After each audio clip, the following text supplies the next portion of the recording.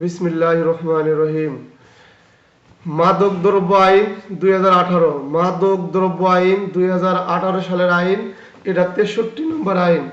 মাদক দ্রব্য আইন আমরা এখন আলোচনা করব 2018 সালের 63 নম্বর আইন। এই আইনের মধ্যেও তফসিল আছে, এই আইনের মধ্যে সরণি আছে। ফৌজদারি কাজেতেও তফসিল আছিল, সরণি ছিল না, কিন্তু এই আইনের মধ্যে সরণি আছে। 36 ধারায় সরণিগুলো আপনারা চোখ বোলাবেন, মুখস্থ করার কিছু না, এটা আন্দাজ করে নিতে হয়। আর হচ্ছে তফসিলটাও দেখে নেবেন। তো এখন আমি পড়ো মাদক দ্রব্য আইন 2018 শিরোনাম হলে সংজ্ঞা। এটা মাদক দ্রব্য আইন নামে অভিহিত হবে। আর এক হচ্ছে শিরোনাম বা পরিবর্তন। এই আইনটা মাদক দ্রব্য আইন 2018 নামে অভিহিত হবে। আর এর সংজ্ঞা, এতে সংজ্ঞা আছে অনেকগুলো, এই সব সংজ্ঞা আমরা পড়ব না, গুরুত্বপূর্ণ সংজ্ঞা আলোচনা করব। প্রথমে আলোচনা করব হলো মাদক দ্রব্য আইনের অ্যাগনিস্ট। অ্যাগনিস্টটা কি? মাদক দ্রব্য আইনে অ্যাগনিস্ট খুঁজে পাবেন। অ্যাগনিস্ট হচ্ছে মাদক দ্রব্য আইনের দুইয়ের দুই সংজ্ঞা। অ্যাগনিস্ট হচ্ছে ইয়া সরাসরি কোনো মাদক না, ইয়া সরাসরি কোনো মাদক না,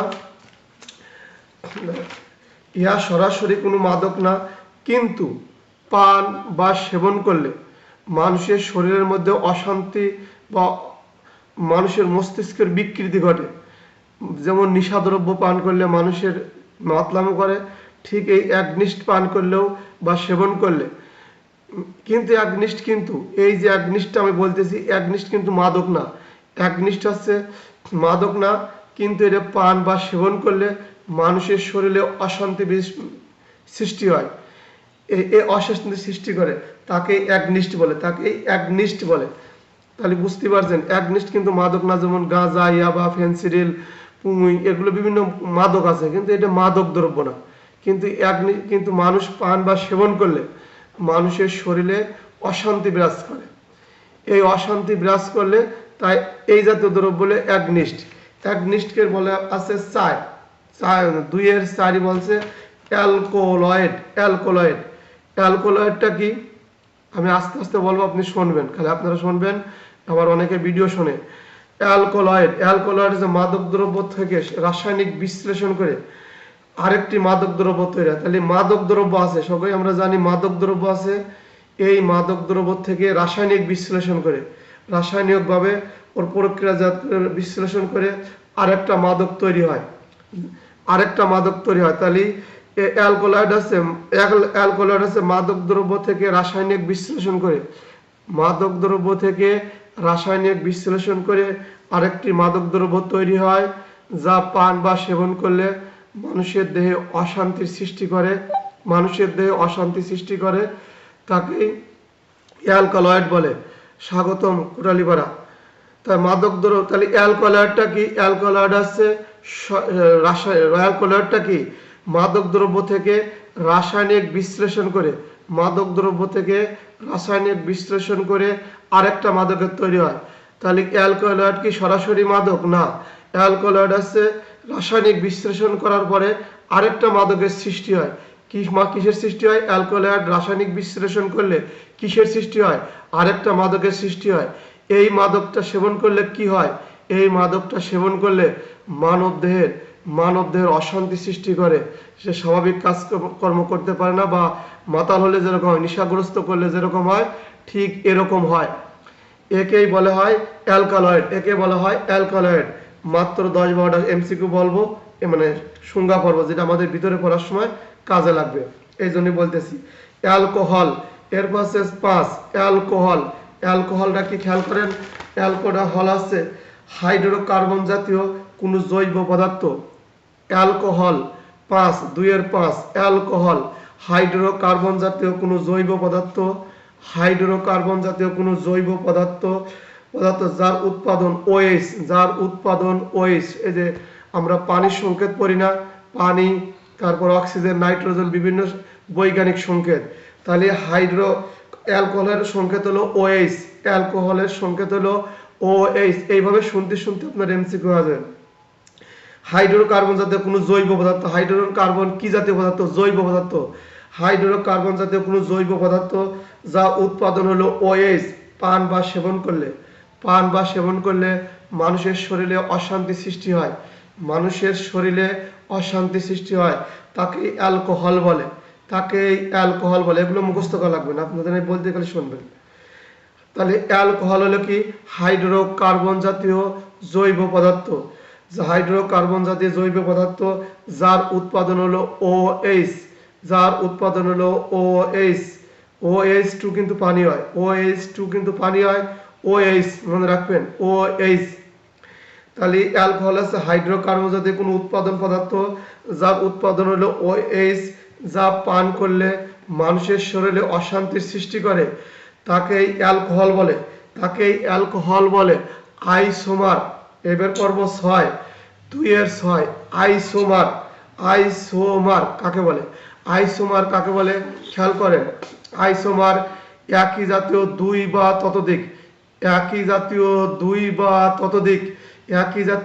বা ততোধিক মাদক দ্রব্য একত্র করে, একত্রিত করে রাসায়নিক প্রক্রিয়া সৃষ্টি করে যে মাদক দ্রব্য সৃষ্টি হয় তাকে আইসোমার বলে। আমার কথাটা পরে লিখেও নিতে পারবেন। আইসোমার কাকে বলে? একই জাতীয় দুই বা ততোধিক মাদক দ্রব্য একত্রে করে রাসায়নিক প্রক্রিয়া সৃষ্টি করে যে মাদক দ্রব্য সৃষ্টি হয়, যে মাদকের সৃষ্টি হয় তাকে আইসোমার বলে।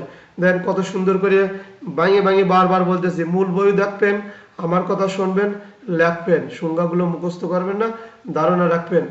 আইসোমার কি? একই জাতীয় দুই বা ততোধিক মাদক। আইসোমার কি? একই জাতীয় দুই বা ততোধিক মাদক দ্রব্য একত্র রাসায়নিক প্রক্রিয়া সৃষ্টি করে। একই জাতীয় দুই বা ততোধিক মাদক দ্রব্য একটা পাত্র বা রাসায়নিক প্রক্রিয়া সৃষ্টি করে যে মাদক দ্রব্য সৃষ্টি হয় তাকে আইসোমার বলে। এরপরে চলে যাওয়া হচ্ছে ওয়াশ বা বাংলা মদ। মাদক দ্রব্য আইন 2018 সালের 63 নম্বর আইন, 63-এর 2-এর সংজ্ঞা, 2-8 হচ্ছে ওয়াশ বা বাংলা মদ। ওয়াশ কাকে বলে? শর্করা, শ্বেতসার, সেলুলোজ সংবলিত বা জাতীয় কোনো বস্তু খাদ্য বা পানির সাথে মিশিয়ে। তাহলে কি বলছে? শর্করা, শ্বেতসার, সেলুলোজ সংবলিত জাতীয় কোনো বস্তু খাদ্য পানীয় সাথে মিশিয়ে, তাহলে কি খাদ্য পানির সাথে মিশিয়ে গজিয়ে অ্যালকোহল তৈরি করা হয় বা যে মাদকের সৃষ্টি হয় তাকে ওয়াশ বা বাংলা মদ বলে। আমি আবার বলি, ওয়াশ বা বাংলা মদ কি? ওয়াশ হলো শর্করা, শ্বেতসার, সেলুলোজ সংবলিত জাতীয় কোনো বস্তু খাদ্য পানির সাথে মিশিয়ে গজিয়ে অ্যালকোহল তৈরি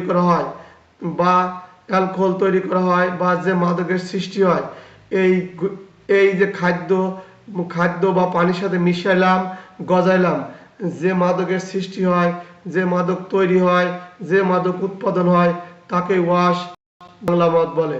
কথাগত পরিবর্তন হলেও উদ্দেশ্য একটাই থাকে, MCQ যেগুলো। তাহলে ওয়াশ কাকে বলে? ওয়াশ কিন্তু যেমনি যে ওয়াশ এগুলো না, শর্করা, শ্বেতসার, সেলুলোজ সংবলিত বা কোনো বস্তু এই কয়টা বস্তু খাদ্য বা পানির সাথে মিশিয়ে গজিয়ে অ্যালকোহল তৈরি করা হয়। খাদ্যের সাথে মিশিয়ে গজিয়ে অ্যালকোহল তৈরি করা হয়। যে মাদকের সৃষ্টি হয়, এই যে কি করলাম, যে পানিতে মিশিয়ে যে মাদক তৈরি করলাম, গজিয়ে যে অ্যালকোহল তৈরি করলাম, এই অ্যালকোহল বা ওই জিনিসটা পান করার পরে যে জিনিসটা সৃষ্টি হয় তাকেই ওয়াশ বা বাংলা মদ বলে। 2-9 মাদকের শ্রেণীবিভাগ।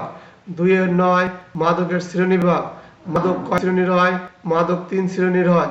ক, খ, মাদক কয় শ্রেণীর হয়? তিন শ্রেণীর হয়, ক, খ, গ।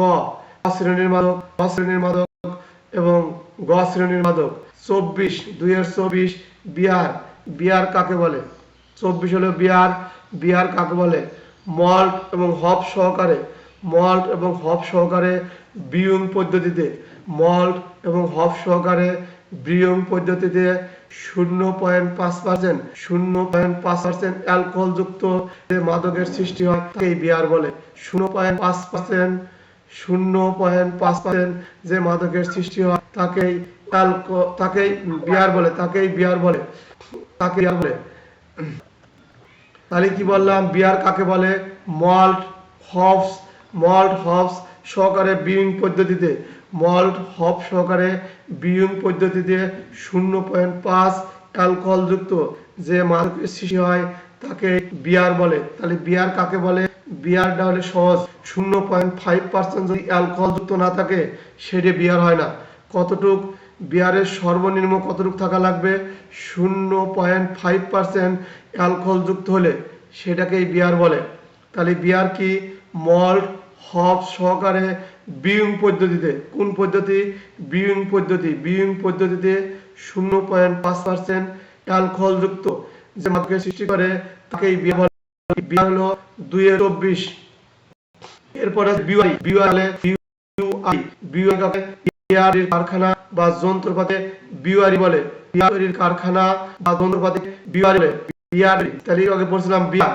বিয়ার তৈরির বিয়ারিকে বলে বিয়ার তৈরির কারখানা বা যন্ত্রপাতিকে বিয়ারি বলে। যেমন অস্ত্র, সামরিক সরঞ্জাম এর কোন একটা অংশকে বলে, কোন অংশকে বলে, ওর কোন একটা অংশকে সামরিক সরঞ্জাম বলে। বিয়ারি বলতে শুধু বিয়ারি হলে হবে, বিয়ারির কারখানা বা যন্ত্রপাতিকেও বিয়ারি বলে। তাহলে বিয়ারি আছে বিয়ারি তৈরির কারখানা বা যন্ত্রপাতি। কারখানা মানে যেখানে তৈরি হয়, ফ্যাক্টরি বা কোম্পানি, ওই কোম্পানি, কারখানা, যন্ত্রপাতি বলতে হাতুর, বাটাল বা বিভিন্ন উপকরণ যেগুলোই থাকে ওইগুলোই বিয়ারি। সবগুলোই ওর যে কোনো একটা অংশই বিয়ারি হয়ে যাবে। এইগুলো এমসিকিউ, এইগুলো টেকনিক। এরপর আছে মাদক দ্রব্য। মাদক দ্রব্য কাকে বলে? মাদক দ্রব্য, আজকে ক্লাসের পরিবেশ খুবই সুন্দর আছে আলহামদুলিল্লাহ। মাদক দ্রব্য কাকে বলে?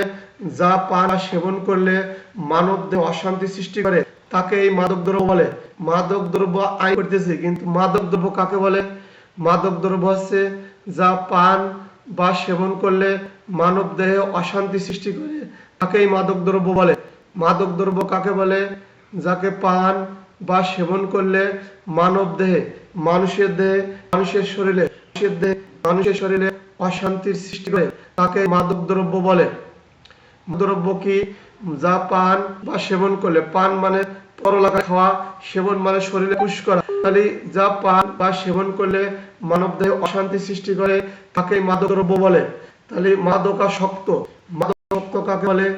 এবার বড় মাদকাসক্ত, যদি কোনো ব্যক্তি শারীরিক এবং মানসিকভাবে মাদকের উপর নির্ভর বা আসক্তি নির্ভর করে, তাহলে মাদকাসক্ত কাকে বলে? মাদকাসক্ত যদি কোনো ব্যক্তি শারীরিক মানসিকভাবে মাদকের উপর নির্ভর থাকে তাকে মাদকাসক্ত বলে। যদি কোনো ব্যক্তি শারীরিক মানসিকভাবে মাদকের উপর নির্ভর থাকে তাকে মাদকাসক্ত বলে। 31 মাদক দ্রব্য আইন সংজ্ঞা পড়তেছি, সংজ্ঞার 31 খালি এটি শুনবেন আর রিডিং পড়বেন। এই সংজ্ঞাগুলো বেশি পড়া লাগবে না, অনেকগুলো আছে শেষের দিকে। 31 মাদকাসক্ত, যদি কোনো ব্যক্তি শারীরিক এবং মানসিকভাবে মাদকের উপর আসক্তি বা নির্ভর করে, যদি কোনো ব্যক্তি শারীরিক এবং মানসিকভাবে মাদকের উপর আসক্তি বা নির্ভর করে থাকে তাকে এই মাদকাসক্ত বলে। মনে রাখেন, মাদক দ্রব্য কেমন সেবন করে আর ওষুধ কেন মানুষ সেবন করে না। মাদক দ্রব্য এমন একটা জিনিস যা একবার যদি সেবন করে কিছু করে ওই মাদক দ্রব্য তাকে আকর্ষণ করে, ওইটা নেওয়ার জন্য তাকে ওইগুলো স্বীকার করে। কিন্তু মানুষ অসুস্থ হওয়ার কারণে এই ওষুধ সেবন করে রোগ হয়, কিন্তু এই ওষুধ সে পরবর্তী খাওয়ার জন্য ওষুধ আর সিগন্যাল দেয় যাকে আবার সেবন করো। মাদক আর দূরে ডাগের লাইস, কিন্তু পার্থক্য মাদক মানুষ যখন মাদক মানুষকে নেশায় আসয়, কোন ওই মাদক দ্রব্য তাকে বারবার ডাকে বা সিগন্যাল দেয়, তার শরীরের ভেতর অশান্তি বিরাজ করে ওই মাদকের জন্য। আর যখন সে ভালো লাগে, ভালো লাগতে একসময় তার পরিমাণ বাড়তি থাকে, একসময় নিঃস্ব হয়ে যায়। কোনো পরিবার কোনো কাজ না করে, কেউ ক্ষতি না হয়। আমরা বাংলা মায়ের গ্রস্ত না হয়। 32 শক্তি নিরাময় মাদ্রাময় দুয়ের বোধ মাদক নিরাময় কেন্দ্র আপনাদের নয়েজ আসছে। মাদকাসক্ত নিরাময় কেন্দ্র মাদকাসক্ত ব্যক্তির চিকিৎসা করার জন্য, মাদকাসক্ত ব্যক্তির চিকিৎসা করার জন্য সরকারি বা বেসরকারি হাসপাতাল, সরকারি বা বেসরকারি হাসপাতাল বা চিকিৎসা কেন্দ্রকে মাদক নিরাময় কেন্দ্র বলা হয়। তাহলে মাদক নিরাময় কেন্দ্রটা কি? মাদক কেন্দ্র আছে মাদক নিরাময় কেন্দ্র। এখন তো আমি যেতে চলে গেছি মনে হয়।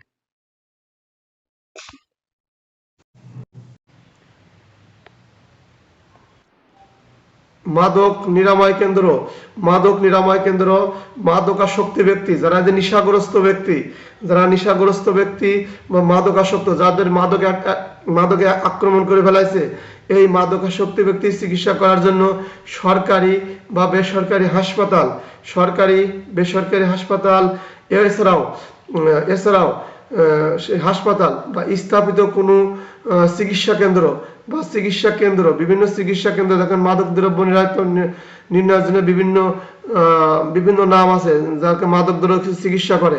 তাহলে সরকারি বেসরকারি হাসপাতাল বা চিকিৎসা কেন্দ্র মাদক নিরাময় কেন্দ্র বলা হয়।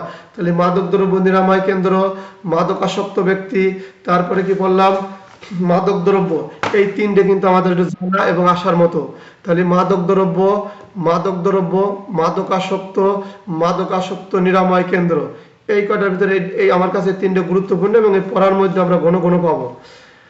তারপরে তিন ধারা এখন পর্ব সংজ্ঞার পড়া শেষ। তিন ধারা প্রচলিত আইনে যাই থাকুক না কেন, মাদক দ্রব্য আইন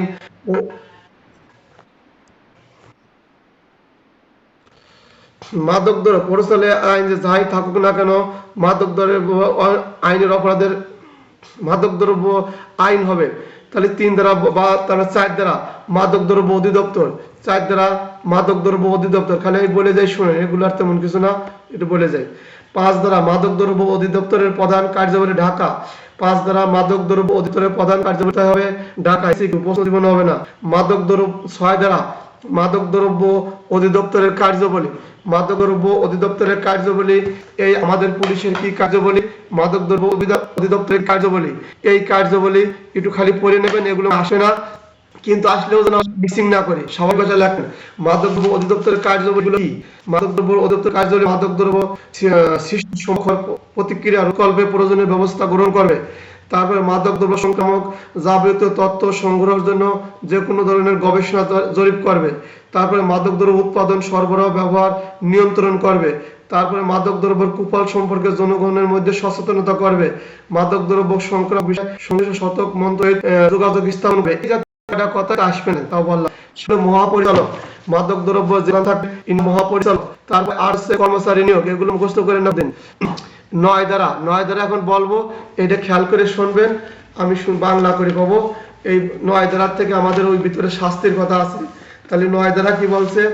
অ্যালকোহল, 9 ধারা অধ্যায় 3 নম্বর অধ্যায়, 9 ধারা আলোচনা করব।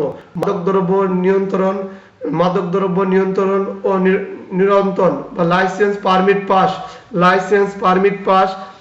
9 ধারা অ্যালকোহল ব্যতীত অন্যান্য মাদক দ্রব্য উৎপাদন ইত্যাদি, অ্যালকোহল ব্যতীত মাদক দ্রব্য উৎপাদনের বিধিনিষেধ, মানে লাইসেন্স পাস পারমিট, যেমন অস্ত্র আইনে আছে লাইসেন্স, ওখানে পাস পারমিট নাই, এখানে আছে লাইসেন্স পাস পারমিট। মাদক দ্রব্য আইনেও লাইসেন্স আছে, মাদকের লাইসেন্স হয়, মনে রাখবেন মাদকের লাইসেন্স পাস হয়, পারমিট হয়। তাহলে মাদক দ্রব্য আইনের অ্যালকোহল ব্যতীত অন্যান্য মাদক দ্রব্য যদি উৎপাদন করতে যান তার উপর বিধিনিষেধ আছে। অ্যালকোহল ব্যতীত অন্যান্য মাদক দ্রব্য উৎপাদন করতে গেলে তারপর বিধিনিষেধ আছে। এখানে অনেক কিছু লেখা, আমরা 5টা কথা পড়বো। 9-এর 1, 2, 3, 4, 5, এই 5টা কথা বললি আপনারা শুনবেন মনোযোগ দিয়ে, পরে খাতায় লিখে নেবেন। ক বা 1 যেটা আপনারা ধরে নেন, লাইসেন্স পাস পারমিট ব্যতীত মাদকদ্রব্য উৎপাদন, রূপান্তর, বিক্রয়, আমদানি রপ্তানি, গুদামজাতকরণ করা যাবে না। তাহলে ক 1 9 ক বা 1 লাইসেন্স পাস পারমিট ব্যতীত মাদকদ্রব্য উৎপাদন, রূপান্তর, বিক্রয়, বাজারজাতকরণ এবং গুদামজাতকরণ করা যাবে না। তাহলে লাইসেন্স পাস পারমিট ব্যতীত মাদকদ্রব্য উৎপাদন, রূপান্তর, বিক্রয়, বাজারজাতকরণ এবং গুদামজাতকরণ করা যাবে না। 1 নম্বর বল। 2 নম্বর, লাইসেন্স ব্যতীত মাদকদ্রব্য উৎপাদনের যন্ত্রপাতি, লাইসেন্স ব্যতীত মাদকদ্রব্য উৎপাদন যন্ত্রপাতি আমদানি রপ্তানি করা যাবে না। 9-2 বা খ 9-2 বা খ এভাবে লিখতে হয় না। প্রশ্ন লেখার সময় বলবা না কিভাবে লিখতে মনে রাখার জন্য, এমসিকিউ আছে, পড়ারও বিষয় আছে। তাহলে 9 খ লাইসেন্স ব্যতীত মাদকদ্রব্য উৎপাদন, রূপান্তর, আমদানি রপ্তানি, গুদামজাতকরণ, লাইসেন্স ব্যতীত মাদকদ্রব্য উৎপাদনের যন্ত্রপাতি। 2 লাইসেন্স ব্যতীত মাদকদ্রব্য উৎপাদনের যন্ত্রপাতি আমদানি রপ্তানি করা যাবে না। তাহলে প্রথমে পড়ছি কি 9 ক লাইসেন্স পাস পারমিট ব্যতীত মাদকদ্রব্য উৎপাদন, পরিবহন, গুদামজাতকরণ, তারপরে এগুলো করা যাবে না। 2 কি বললাম, লাইসেন্স ব্যতীত মাদকদ্রব্য উৎপাদনের যে যন্ত্রপাতি যাতে তৈরি করা হয় যন্ত্রপাতি, ধরেন মাদক চাষ করতে দা, কাছে, কুদাল, তারপরে যে বিয়ারিং, তারপরে অ্যালকোহল, যেসব বড় বড় মাদক তা তৈরি করতে কারখানার দরকার হয়। তাহলে ওই কারখানার মেশিনপত্র আনতে গেলেও কিন্তু আমদানি রপ্তানি করা নিষেধ করা হয়েছে লাইসেন্স ব্যতীত। তারপরে 9-3 কি বলছে, লাইসেন্স লইয়া এই মাদকদ্রব্যর লাইসেন্স যদি আপনি নিতে পারেন, লাইসেন্স নিয়ে এই মাদকদ্রব্য বৈজ্ঞানিক গবেষণা কি করবেন, বৈজ্ঞানিক গবেষণা, ঔষধ তৈরি এবং ঔষধ তৈরি শিল্পের কাজে ব্যবহার করা যাবে।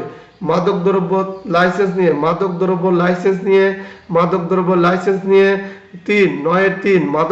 লাইসেন্স নিয়ে এই মাদকদ্রব্য আপনি কি করতে পারবেন, বৈজ্ঞানিক গবেষণা। মাদকদ্রব্য লাইসেন্স নিয়ে আপনি মাদকদ্রব্যর বৈজ্ঞানিক গবেষণা, ঔষধ তৈরি এবং ঔষধ তৈরি শিল্পে ব্যবহার করতে পারবেন, ঔষধ তৈরি শিল্পেও ব্যবহার করতে পারবেন। তাহলে লাইসেন্স পাস পারমিট থাকলে আপনি সবই পারা যায়, আর এ না থাকলে কোনো কিছুই পারা যায় না। ওই যে 1-2-3 9-1-2 ওরকম লাইসেন্স থাকলে আপনি উৎপাদন, রূপান্তর, বিক্রয়, গুদামজাতকরণ করতে পারবেন। লাইসেন্স থাকলে আপনি মাদকদ্রব্য তৈরির যন্ত্রপাতি আমদানি রপ্তানি করতে পারবেন। লাইসেন্স থাকলে আপনি এই মাদকদ্রব্য কি করতে পারবেন, মাদকদ্রব্য দিয়ে আপনি ঔষধ তৈরি, বৈজ্ঞানিক গবেষণা এবং ঔষধ শিল্পের কাজে ব্যবহার করতে পারবেন। এরপরে 9-4 মাদকের কুফল সম্পর্কে ওই মাদক দ্রব্যের গায়ে লেবেল লাগাতে হবে। মাদকের কুফল সম্পর্কে মাদক দ্রব্যের গায়ে লেবেল লাগাবেন। ধূমপান স্বাস্থ্যের জন্য ক্ষতিকর, আপনি জর্দা খান, তামাক খান, এটা খাবারের জন্য নয়, মানুষের জন্য ক্ষতিকর লেখা থাকে দেখবেন। তারপরে আমরা আশরাফুল মাখলুক সবাই সব খাই, বুঝে শুনে খাই, পৃথিবীর অন্য কোনো প্রাণী মনে খায় না যাদের খাবারের জন্য নিষেধ আছে।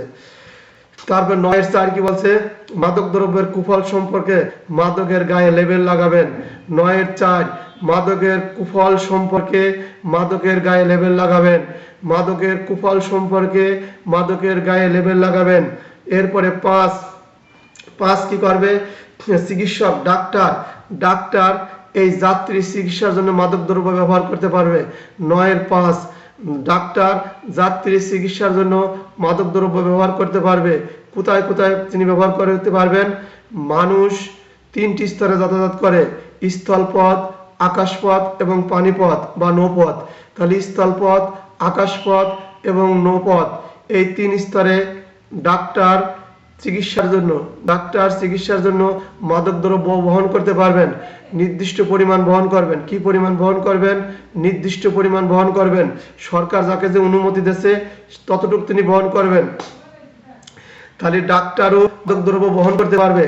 ডাক্তার কি বহন করতে পারে, অবশ্যই পারে। কিভাবে পারে, নির্ধারিত সরকার কর্তৃক ঘোষিত নির্ধারিত পরিমাণ। কতটুকু পারে, সরকার কর্তৃক ঘোষিত নির্ধারিত পরিমাণ। কি জন্য বহন করে, যাত্রীর চিকিৎসার জন্য। কোন যাত্রী, স্থলপথ, আকাশপথ এবং নৌপথের চিকিৎসার জন্য কতটুকু তিনি বহন করতে পারেন, সরকার কর্তৃক ঘোষিত পরিমাণ বা নির্দিষ্ট পরিমাণ তার অতিক্রম করতে পারবে না। এরপরে নয়ের একবার বলবো একটা না। এবার নয়ের হচ্ছে, নয়ের শিরোনাম হচ্ছে অ্যালকোহল ব্যতীত অন্যান্য মাদক দ্রব্য উৎপাদন বিধিনিষেধ। এই বুঝতে পারবে এই শিরোনামটা, আর বাকিগুলো খালি আসতে মনে রাখলে না রাখলে পয়সা। নয়ের কতে বলতে লাইসেন্স পাস পারমিট ব্যতীত মাদক দ্রব্য উৎপাদন, রূপান্তর, ক্রয় বিক্রয়, বাজারজাতকরণ, আমদানি রপ্তানি, পরিবহন, গুদামজাত করা জানা। খ লাইসেন্স দ্রব্য মাদক দ্রব্য উৎপাদিত যন্ত্রপাতি আমদানি রপ্তানি করা যাবে না। লাইসেন্স ব্যতীত মাদক দ্রব্য উৎপাদনের যন্ত্রপাতি আমদানি রপ্তানি করা যাবে না। 3 বা গ লাইসেন্স নিয়ে মাদক দ্রব্য গবেষণা করা যায়। মাদকের লাইসেন্স নিয়ে মাদক দ্রব্য বৈজ্ঞানিক গবেষণা, ঔষধ তৈরি এবং ঔষধ তৈরি শিল্পে ব্যবহার করা যাবে। 4 মাদক দ্রব্যের গায়ে মাদকের কুফল সম্পর্কে লেবেল লাগাতে হবে। মাদক দ্রব্যের কুফল সম্পর্কে মাদক দ্রব্যের গায়ে লেবেল লাগাতে হবে। 5 ডাক্তার যাত্রী চিকিৎসার জন্য সরকার কর্তৃক নির্দিষ্ট পরিমাণ মাদক দ্রব্য বহন করবেন। ডাক্তার যাত্রী চিকিৎসার জন্য সরকার কর্তৃক ঘোষিত নির্দিষ্ট পরিমাণ মাদক দ্রব্য বহন করবেন। এই যাত্রী কোথায় যাত্রী, স্থলপথ, নৌপথ এবং আকাশপথ যাত্রীর জন্য নির্দিষ্ট পরিমাণ। এরপরে 10 ধারা বলছে অ্যালকোহল উৎপাদন সম্পর্কে বিধিনিষেধ। অ্যালকোহল উৎপাদন সম্পর্কে 9 কিন্তু বলছিলাম অ্যালকোহল ব্যতীত, আর এখন 10 বলছে কি অ্যালকোহল উৎপাদন সম্পর্কে বিধিনিষেধ। 9 অ্যালকোহল ব্যতীত ছিল, এখন 10 কিন্তু খেয়াল করবেন, শিরোনাম মুখস্থ করে রাখবেন। অ্যালকোহল উৎপাদন সম্পর্কে বিধিনিষেধ। অ্যালকোহল উৎপাদন সম্পর্কে বিধিনিষেধ। লাইসেন্স পাস পারমিট ব্যতীত কোনো ব্যক্তি অ্যালকোহল উৎপাদন, রূপান্তর, আমদানি রপ্তানি করতে পারবেন না। তাহলে লাইসেন্স পাস পারমিট ব্যতীত কোনো ব্যক্তি অ্যালকোহল উৎপাদন, রূপান্তর, ক্রয় বিক্রয়, আমদানি রপ্তানি, গুদামজাতকরণ করতে পারবে না। 10-1 কি বলছে, লাইসেন্স পাস পারমিট ব্যতীত অ্যালকোহল উৎপাদন, বিক্রয়, রূপান্তর, আমদানি রপ্তানি এবং গুদামজাতকরণ করা যাবে না। তাই 10 হচ্ছে অ্যালকোহল উৎপাদন সম্পর্কে বিধিনিষেধ। অ্যালকোহল উৎপাদন সম্পর্কে বিধিনিষেধ। লাইসেন্স পাস পারমিট ব্যতীত কোনো ব্যক্তি অ্যালকোহল উৎপাদন, রূপান্তর, ক্রয় বিক্রয়, আমদানি রপ্তানি, গুদামজাতকরণ করতে পারবেন না। এরপরে 2 কি বলছে, উপধারা 1 যাই কেউ থাকুক না কেন সরকারি দায়িত্ব পালন করার সময় এই আইনের কোনো কিছুই প্রযোজ্য হয় না। মনে আছে আমাদের অস্ত্র আইন 1 খতে কোন বিস্তার প্রযোজ্য না। খতে আছে সরকারি কর্মচারী, অস্ত্র আইনের 1 খতে আছে সরকারের নিকট থেকে সম্মতিক্রমে বা সরকারের নির্দেশে সরকারি কর্মচারী কর্তৃক আরেকজন সরকারি কর্মচারী অস্ত্র উৎপাদন, রূপান্তর, বিক্রয়, পরিবহন, তারপরে বিভিন্ন কিছু করতে পারে, তা লাইসেন্সের দরকার হয় না। ঠিক এই মাদক দ্রব্য আইন 10-2 কি বলছে, এই 10 সরকারি দায়িত্ব পালনকালে এই আইনের কোনো কিছুই প্রযোজ্য না। যেমন আমরা সিসি নিয়ে যখন মাদক দ্রব্য দেখবেন, রাজশাহী, ঢাকা গ্যান্ডারিয়া ওই পরীক্ষার জন্য পাঠায়, আমাদের কনস্টেবল, নায়ক, এএসআইদের পরীক্ষা করার জন্য মাদক সহ সিসি সহ পাঠাইছে, আপনি মাদক দ্রব্য নিয়ে অমুক অফিসে জমা দিয়ে আসেন। এই যে আমি নিয়ে আসা যা করতেছি, এইখানে আপনার জন্য এর কোনো কিছুই লাইসেন্সের প্রয়োজন হবে না।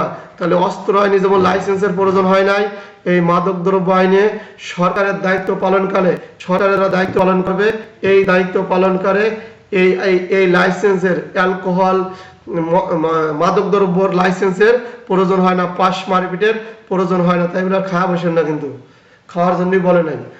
তাহলে এক দ্বারাই সরকারি দায়িত্ব পালনকালে এই আইন কোনো কিছুই প্রযোজ্য হবে না। মানে সরকারি দায়িত্ব আপনি যখন পালন করবেন তখন এই মাদক দ্রব্য আইনের লাইসেন্সের দরকার হবে না। এটি পড়লাম হলো 10। এইবার পড়ব 11। 11 দ্বারাই শিরোনামটা কি হচ্ছে, অ্যালকোহল পান সম্পর্কে বিধিনিষেধ। খুবই গুরুত্বপূর্ণ, অ্যালকোহল পান সম্পর্কে বিধিনিষেধ। হ্যাঁ, অনেকেই বলে মুসলমান কখন মাদক দ্রব্য পান করবে, এরকম একটা প্রশ্ন আসলে তখন আপনি সারা বই খুঁজে পাবেন না, বইয়ের ভিতর সবই আছে। তাহলে অ্যালকোহল পান সম্পর্কে বিধিনিষেধ পড়ব। সহজে ভেঙে ভেঙে বলে দেবো। অ্যালকোহল পান সম্পর্কে বিধিনিষেধ। অ্যালকোহল পান সম্পর্কে বিধিনিষেধ 11 ধারা। লাইসেন্স পাস পারমিট দিত কোনো ব্যক্তি মাদকদ্রব্য পান করতে পারবে না, পরিষ্কার কথা। লাইসেন্স পাস পারমিট ব্যতীত মাদকদ্রব্য পান করতে কেউ পারবে না। তবে তবে এবং কিন্তু সুতরাং থাকে। তাহলে কি বলছে, লাইসেন্স পাস পারমিট ব্যতীত মাদকদ্রব্য পান করা যাবে না, তবে চিকিৎসার প্রয়োজনে সিভিল সার্জন, অনেকের চিকিৎসা করার জন্য সিভিল সার্জন, চিকিৎসা অসুস্থ থাকার কারণে মাদক সেবন করা লাগে, তাহলে চিকিৎসার প্রয়োজনে সিভিল সার্জন, একটা জেলায় একজন সিভিল সার্জন থাকে। সিভিল সার্জন সরকারি মেডিকেল কলেজের সহকারী অধ্যাপক, সরকারি মেডিকেল কলেজের সহকারী অধ্যাপকের অনুমতি ক্রমে মুসলমান মাদকদ্রব্য পান করবে বা যার অনুমতি দেবে তিনি মাদকদ্রব্য পান করবে।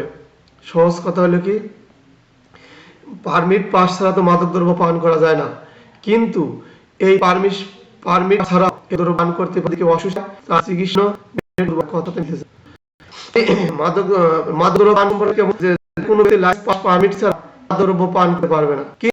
যদি চিকিৎসা প্রয়োজন হয় সেইখানে জেলা সাধারণ সরকারি মেডিকেল কলেজে অনুমতি তাহলে মাদকদ্রব্য পান করতে পারবে। একবারই করবে, একবার যদি উনি দেয় তাহলে একবার করবেন, কোনো দুইবার করে না, একবার যদি ডাক্তার আইনে নিষেধ আছে। তাহলে মাদকদ্রব্য মুসলমান পান করতে পারে, প্রশ্ন অবশ্যই পারে, যদি তার চিকিৎসার প্রয়োজন হয়। এই চিকিৎসার জন্য সিভিল সার্জন বা সরকারি মেডিকেল কলেজের সহকারী অধ্যাপকের অনুমতি থাকে, তিনি এই মাদকদ্রব্য পান সেবন বা সেবন করতে পারবেন। কিন্তু কতবার পারবেন? একবারই পারবেন, ওই অনুমতিপত্রতে একবার পারবেন। এটা কোন ধরনের ডাক্তার দেবে? এই যে কোনো ডাক্তার দেবে, হোমিওপ্যাথি দেবে, এলোপ্যাথি দেখবে, বিশাল বড় ডাক্তার দেবে, সবগুলো নাথিং, মনে রাখবেন বইটি যা আছে তাই। তাহলে কি সিভিল সার্জন যদি দেয় আর সরকারি মেডিকেল কলেজের সহকারী অধ্যাপকের অনুমতি ক্রমে মুসলমানরা এই মাদকদ্রব্য পান করতে পারবে। এরপরে চলে আসেন 11-2 এইভাবে পড়ি, ওখানে কিন্তু আরো খন্ড খন্ড করা আছে, কয়ের 1, 2, 3 রোমান সংখ্যা দরকার নাই ভাই, আমরা এসআই নিরস্ত্র আর এসআই নিরস্ত্র হবো, তাতে আমাদের বিশেষ কিছু দরকার নাই, যেটুক দরকার ওটুক। মাদকদ্রব্য পান সম্পর্কে বিধিনিষেধের 11-2 ডোম মুসি মেথর। ডোম মুসি মেথর চা শ্রমিক ক্ষুদ্র নিগোষ্ঠী। ডোম মুসি মেথর ক্ষুদ্র নিগোষ্ঠী চা শ্রমিক, পার্বত্য অঞ্চলের ক্ষুদ্র নিগোষ্ঠী, তাদের উৎপাদিত তৈরি মদ তারা পান করতে পারবেন। তাহলে কাদের জন্য আমার অনুমতি হয়ে গেল? খেয়াল করেন, এত সময় হলো কেউ মাদক পারতো না, 11 আমরা পারছি, অসুস্থ লোক ব্যক্তি চিকিৎসার জন্য পারে। এছাড়াও কি বলছে? ডোম মুসি মেথর চা শ্রমিক ক্ষুদ্র নিগোষ্ঠী, বাংলাদেশে কিন্তু বহুত ক্ষুদ্র নিগোষ্ঠী আছে, পার্বত্য অঞ্চলের ক্ষুদ্র নিগোষ্ঠী, চাকমা, মোরং, তারপরে রাঙ্গামাটি, খাগড়াছড়ি, যে সমস্ত আমাদের আদিবাসী সম্প্রদায়ের বাইরে আছে, অনেক কষ্ট করে জীবন ধারণ করে, ওদের অনেক সম্মান করেন সবাই, নিগোষ্ঠী, তাদের তৈরি মদ করতে পারবে, তারা যে তৈরি করে মদ, সেই মদ পান করতে পারবে। তাহলে কারা কারা মদ পান করতে পারবে?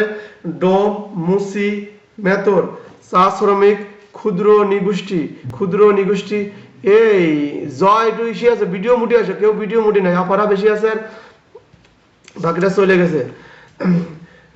ডোম মুসি মেথর চা শ্রমিক ক্ষুদ্র নিগোষ্ঠী, পার্বত্য অঞ্চলের ক্ষুদ্র নিগোষ্ঠী, তারা কি করতে পারবে?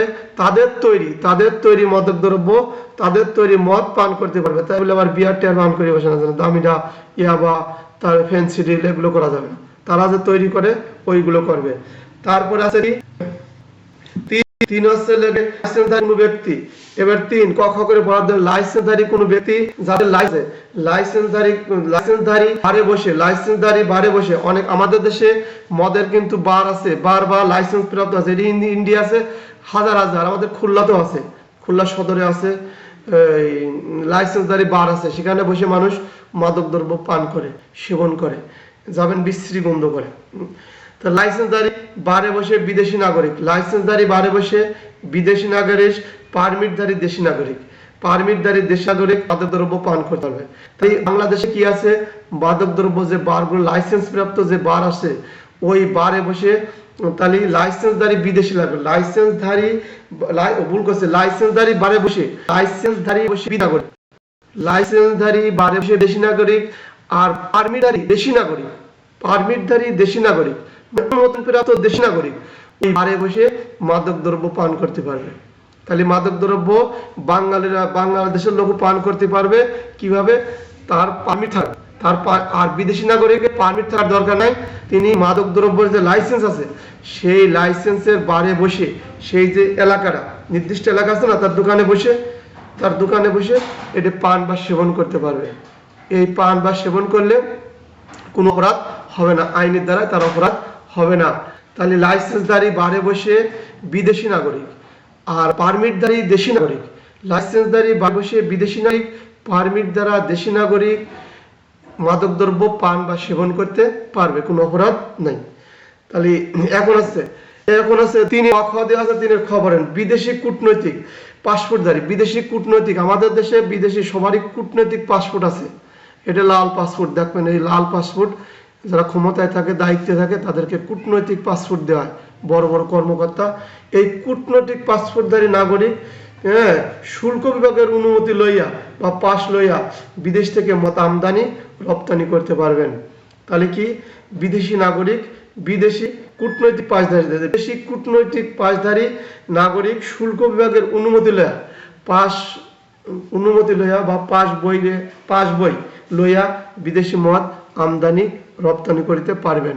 তাহলে এখন সহজ করে বলি, এত সময় পরিভাষায় কইছি। মাদকদ্রব্য পান সম্পর্কে বিধিনিষেধ, আসলে এই মাদকদ্রব্য পান সম্পর্কে বিধিনিষেধ করে নাই। আমরা জানি লাইসেন্স পাস পারমিট ছাড়া মাদকদ্রব্য পান করা যায় না, কিন্তু সাধারণ ব্যতিক্রমে আইন থাকে না, তারই ব্যাখ্যা 11 ধারায় মাদকদ্রব্য পান সম্পর্কে বিধিনিষেধটা কেমন বলছে? লাইসেন্স পাস পারমিট দ্বারা মাদকদ্রব্য পান করা যায় না, কিন্তু 11-1 বলতেছি, কিন্তু চিকিৎসার প্রয়োজনে সিভিল সার্জন বা সরকারি মেডিকেল কলেজের সহকারী অধ্যাপকের অনুমতি ক্রমে যে কোনো ব্যক্তি মাদকদ্রব্য পান করতে পারেন। এই পান করার তার অনুমতিতে একবারই করবেন। এটা কি সর্বনিম্ন হচ্ছে সিভিল সার্জন, আর হচ্ছে যে সরকারি মেডিকেল কলেজের সহকারী অধ্যাপক, একটা পর শেষ। এইবারে 11.2 কি বলছে? 11.2 বলছে ডোম মুসি মেথর ক্ষুদ্র নিগোষ্ঠী চা শ্রমিক, আমাদের পার্বত্য অঞ্চলের যে ক্ষুদ্র নিগোষ্ঠীগুলোর জনগণ আছে, এদের তৈরি মদ এরা পান করতে পারবে, সহজ হিসাব। এরপরে হচ্ছে কি তিনি কি বলছে? লাইসেন্সধারী বারে বসে, আমাদের দেশে লাইসেন্সধারী দোকান আছে, মানে দোকানে বারবার বাদ দেন যদি না বোঝেন, আর আইন পড়তেছেন বসবেনই না কেন। লাইসেন্সধারী বারে বসে বা দোকানে বসে, যে দোকানে লাইসেন্স আছে ওই দোকানে বসে লাইসেন্সধারী বারে বসে বিদেশি নাগরিকের পাসপোর্ট লাইসেন্স লাগবে না, ও বিদেশি নাগরিক শুধু বৈধ লাইসেন্সধারী দোকানে বসে, আর বাংলাদেশি হচ্ছে কি পারমিট লাগবে, বাংলাদেশি নাগরিক হলে ওর পারমিট লাগবে। এই দুই ব্যক্তি ওই বারে বসে মাদকদ্রব্য পান করতে পারবে, নিষেধ নেই, সমস্যা নেই, খান। এছাড়াও বিদেশি কূটনৈতিক পাসপোর্টধারী ব্যক্তি এই মাদক দ্রব্য কি করতে পারবে? বিদেশ থেকে আমদানি রপ্তানি করতে পারবে। ওরা অনেক ভিভিআইপি লোকজন করুক। এরপরে চলে গেলাম হচ্ছে 12 ধারা কব নাকি থাক, 40 মিনিট হয়ে গেছে, অনেকে রোজার কষ্ট।